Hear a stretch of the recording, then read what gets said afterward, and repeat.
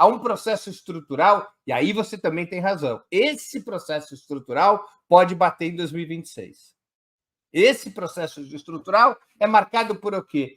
A esquerda brasileira não tem mais identidade. Ela não representa mais nada, a não ser aquelas coisas, aquele consenso comum que foi sendo criado por um campo muito mais amplo que a própria esquerda, que é democracia, justiça social, cuidar dos pobres. Não, que isso já foi também, né, Breno? Não é uma identidade só da esquerda isso, porque até para o bem do povo, esses conceitos foram assumidos por um elenco mais amplo de forças políticas. Até nas beiras do conservadorismo você vai encontrar esse discurso. Então, o que a esquerda representa para o país? O PT cresceu. Isso é o que é interessante a gente estudar. Como é que o PT cresceu? Como é que o PT, de uma improbabilidade histórica, o PT era um partido nanico quando é criado em 1982. Nanico. Como é que o PT se transforma no principal partido do país? Num determinado momento, o PT passou a ser diferente de tudo que está aí, como era o slogan da campanha do Suplicy em 1985, a primeira vez que o PT apresentou um candidato a prefeito. Então, o PT correu num caminho de absoluta independência e um caminho em que o PT reafirmava a qualquer preço a sua identidade. Uma identidade ideológica, programática, social. O PT batia no peito para dizer nós representamos a classe trabalhadora, defendia seu programa, defendia o modo petista de governar, delimitava o debate político do país. O PT era o fator de demarcação do debate político. E isso permitiu ao PT, nas sucessivas crises que o país foi enfrentando, acumular força, muita força. Força suficiente para, em 89, quase eleger o Lula, e dali por diante o PT ser um partido protagonista de todos os processos eleitorais. Esta identidade está se perdendo. E a perda dessa identidade ela é brutal. Eu vou ser mais cáustico ainda. Essa identidade hoje é segurada pelo simbolismo de uma liderança, que é o Lula. Tire o Lula da fórmula e nós vamos ver o tamanho do problema.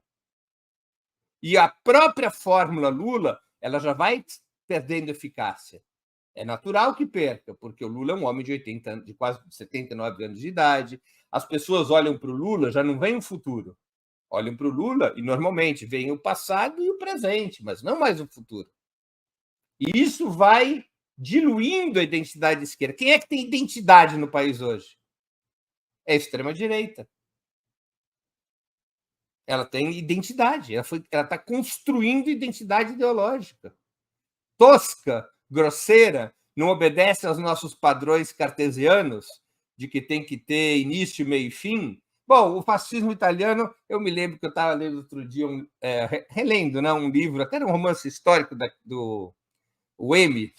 É um livro que todo mundo deveria ler, que é a biografia, como um romance histórico, a biografia do Mussolini, e num certo momento perguntam para um grande ideólogo do Partido Fascista Italiano, o Partido Fascista Italiano envolvido na violência contra as bases sindicais, contra os movimentos camponeses, né, no norte da Itália, e perguntam, mas qual é o programa de vocês? Tudo bem, vocês vão agindo de forma violenta, mas qual é o programa? E esse grande ideólogo, que agora me foge o nome, era o grande marqueteiro do Partido Fascista Italiano, ele responde, a violência é o programa.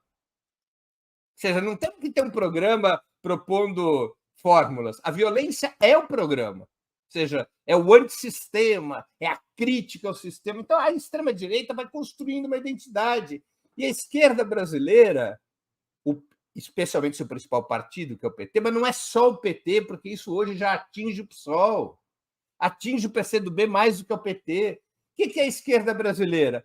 Embora ela seja governante, ou seja, ela governa o país, é o Lula que governa o país, a esquerda brasileira virou uma caixa de ressonância das ideias liberais. Não as liberais no sentido econômico, eu não estou falando de ideias neoliberais. Estou falando de um pensamento liberal, de um pensamento democrático liberal. É isso que virou a esquerda brasileira. Ela não tem muita... E ela está oferecendo uma fórmula velha, porque no mundo hoje que a gente assiste é uma brutal crise da democracia liberal, uma brutal crise dos elementos constitutivos da democracia liberal. E isso é um baita problema. É um pano de fundo que aí sim, isso pode bater em 2026 com muita força.